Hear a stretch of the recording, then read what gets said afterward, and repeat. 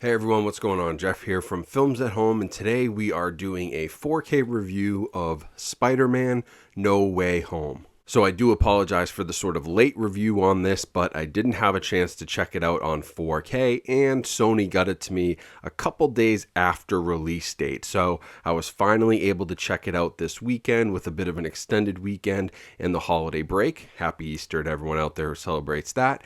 And I was able to watch the 4K today. I did catch this one in theaters, so I know all about the movie, and there were no spoilers or surprises for me when watching it on 4K. So I was really able to focus in on the picture quality and audio and kind of judge it on that perspective because I'd already enjoyed the movie in theaters on opening night, which I have to say was one of the best theatrical experiences that I've had in a while. So Spider-Man No Way Home comes to us on 4K from Sony Pictures Home Entertainment. It is a Marvel Studios title, but Sony owns the rights to Spider-Man, so Sony Pictures Home Entertainment handles the 4K release. Now visually, this is an interesting 4K disc when it comes to source. The source was a 4.5K source. That's the type of camera, and the source level that they shot the movie at was 4.5K, so a little bit higher than 4K resolution, but it was finished down at 2K with a 2K digital intermediate, mostly because of the heavy CGI that was used in the movie. Typically, that's what you get with heavy CGI. It needs to be downscaled to 2K to match the rest of the CGI,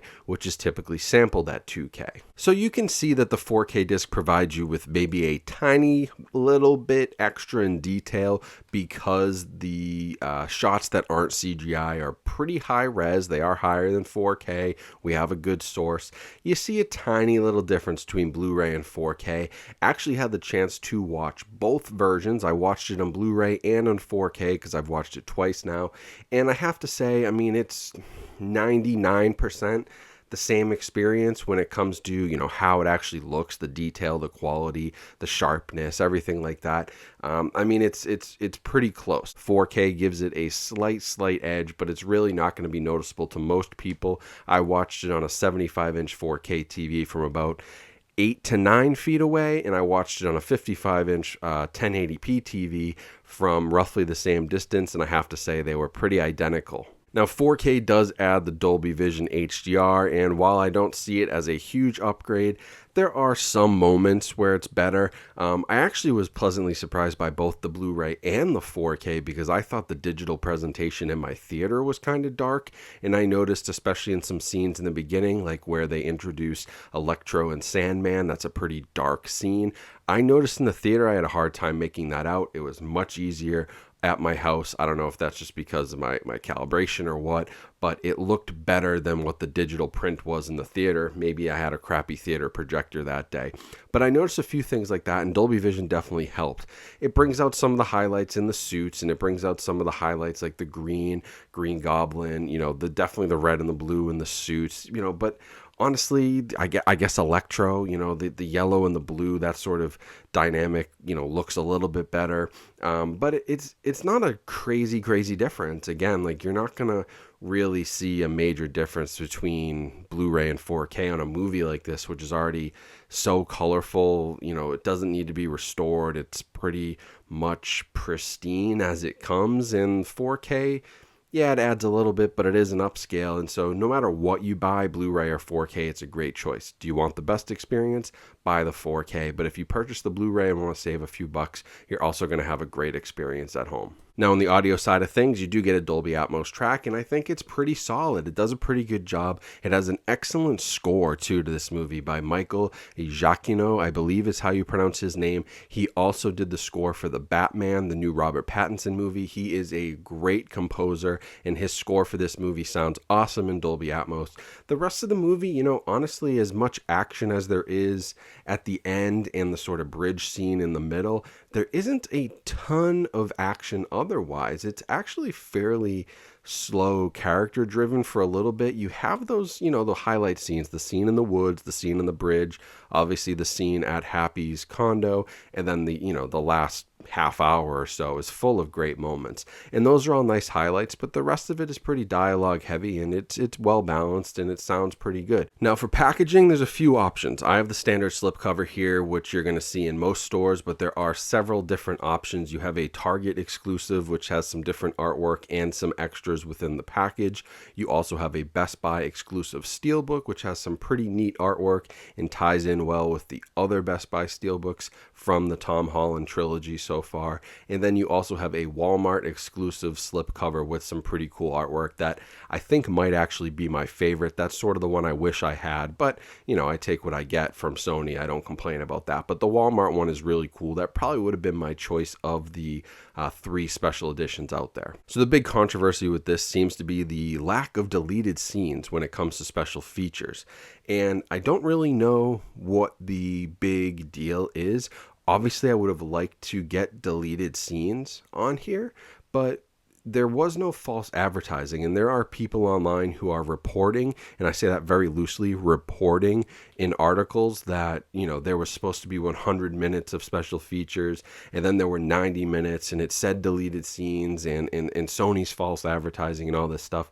And it's really loose reporting with really poor sources, and it's really not well done. I wouldn't call it reporting at all, but this is the state of journalism on the internet in 2022, because what their sources are is basically a Twitter rumor thread from somebody who claims to be an insider who said there were 100 minutes of special features, and then a Reddit thread, which really went nowhere. It was like 4 or 5 comments and was totally useless, didn't really give any information. If you go back and actually look at the initial press release that Sony sent to me and everybody else when they announced the release date for the home media releases, both digital, 4K, Blu-ray, DVD, all of that, they make no mention of 100 minutes of special features, 90 minutes. They say 80 minutes of special features with bloopers, gag reels, behind the scenes featurettes, and some Easter egg content.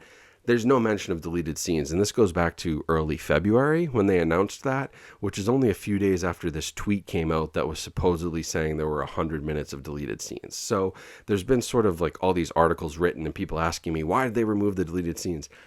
I don't think they were ever there to begin with. I've looked at all press releases I've gotten. I looked at the digital press release, the Blu-ray press release. There was never a mention of deleted scenes. And then there's these claims too in these articles that the filmmakers were promoting deleted scenes. First of all, the filmmaker of this movie, John Watts, hasn't sent out a tweet since 2017, so it wasn't him who was doing it. The official Spider-Man account did send out some pictures, but what they are is they're little snippets of deleted scenes that are shown in behind the scenes featurettes. And a lot of this stuff can already be found online. There are like these deleted scenes and little extras, but it's mostly in the special features. They're just not specifically deleted scenes. They're like bloopers. They're part of the gag reel. They're part of the behind the scenes featurettes where they had to cut some stuff. So I think this was mostly rumors. Again, people trying to drum up, this movie was full of the rumor mill, and people got a lot of clicks for saying things about Spider-Man No Way Home that some ended up true, some ended up not being true. I think this was part of that. There were never supposed to be deleted scenes on here. Disappointing, sure, I wish we got some, but it's not false advertising, and I would call it out if it was. Every single piece of press that I have from Sony says 80 minutes of special features, no deleted scenes are mentioned. They didn't do anything wrong here. I think the internet ran with this and got a little crazy, and now people are surprised that there aren't deleted scenes, but they shouldn't be considering it false advertising because Sony never said there would be. So overall, I kind of like the special features. There's a solid 80 minutes. The gag reels are fun. The bloopers are fun, especially the dynamic between the 3 Spider-Man actors. Like, it's a ton of fun to watch, and the behind the scenes stuff is really cool too. So I have no problems with it. Sure, I wish we could have got deleted scenes or, a commentary or something, but, c'est la vie. We take what we can get here on physical media, and 80 minutes of features is more than most major titles are getting these days. So overall, I think it's a solid release. It's a great 4K visual. It's also a great 1080p visual. It's a great Dolby Atmos track. It's also a great 7.1 or 5.1 listening experience. If you want the best version with the best possible visuals and you are a real stickler for details, the 4K will do it for you. But please, this is the type of movie that you can certainly save a few bucks on, or buy a used Blu-ray in a couple of months, get it on sale. I have Spider-Man Far From Home on Blu-ray, never upgraded it to 4K, and I also have Spider-Man Homecoming on Blu-ray, never upgraded to 4K. Watched them both before I watched this.